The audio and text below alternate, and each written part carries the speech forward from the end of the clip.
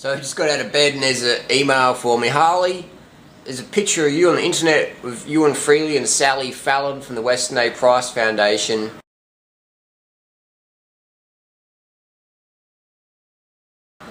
Is this picture genuine? Did you guys go paleo, primal, low carb, high grease, high fat, grass-fed butter in your arteries? Did you guys do that? How come you look so fat? Someone just photoshopped the photo. I guess this is what we would look like if we ditched our high carb, vegan, low fat lifestyle, heavy on the fruits, fruit focused 20 million bananas a day style, and we got into the high fat grease and clogging your arteries with grass-fed organic dairy butter and pus and nutrient-dense foods like butter, egg yolks, whole raw milk, full-fat cheese, and liver are not villains, but foods that are the basis of good health and should be included as much as possible in our diets. Eating liver. I mean, people say you got to eat liver. The liver's like the detoxification organ of the animal. So it's basically like getting a sponge and putting it in a public toilet, and then you take it out after 6 years, which is the average age of death. They kill a cow, 3 to 6 years. And you're taking that sponge out of the public toilet after 6 years and you start eating it because you get all the nutrients. I mean, it's going to have nutrients in there, but it's going to have a lot of nasties in there. So if you're consuming the detoxification organs of animals, I don't know how healthy that is. Sponge in the public toilet, that's basically what a liver is. It's a chemical detoxification organ of mammals. So, you know, of any animal really. Any animal's got a liver, that's the chemical detoxification organ. That's the organ that does all the detoxification of all the chemicals and metabolic waste products. So you're basically eating the sponge that's been in the public toilet for 6 years.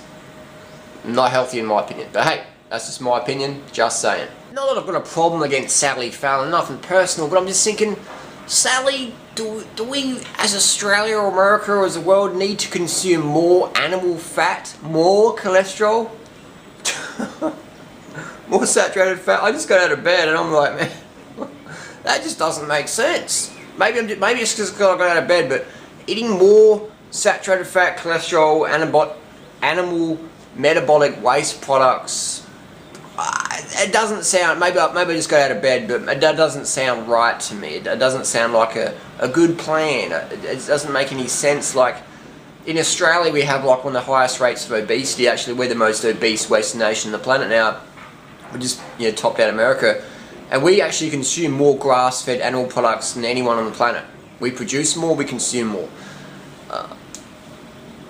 That's just come to Australia and have a look around. But hey, maybe it's because we're getting fat from eating organic bananas, which we don't eat. I mean, you go to people's trolley carts at the checkout, the supermarket, and you see them dairy, meat, eggs, and the dairy and meat are all grass-fed. They're all grass-fed because that's what we do in Australia. We grass-feed our meat and dairy industry. This is how we do it. And the destruction we have in the environment is just horrendous. Cutting down all the forests. The biggest use of water in Australia is for dairy because we grass-feed. And you need so much more water to grass-feed dairy and feedlot it. So to recommend that, I don't think it's a good idea. I think that people have obesity issues from excess fat. Maybe excess fat and excess dietary fat. Maybe there's a link. Just maybe. And maybe when I'm in Thailand today now, when I look around and I see people eating rice and they're all slim and the fruits, and there's no dairy industry here, like, you know, like we have back home.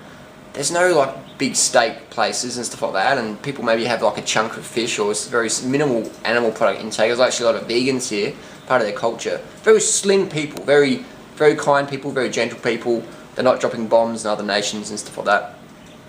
So very kind people in general, Thailand. And then if we look at what Weston A. Price actually promoted, he promoted the diet high in wheat.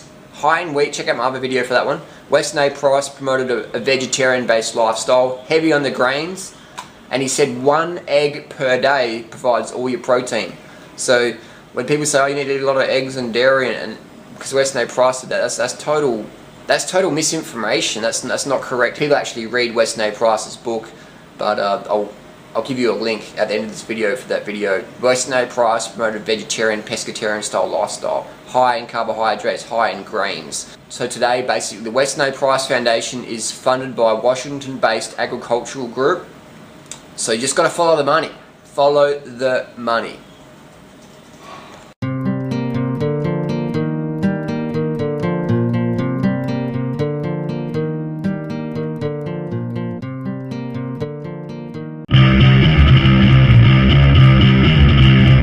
So here we have Weston A. Price book.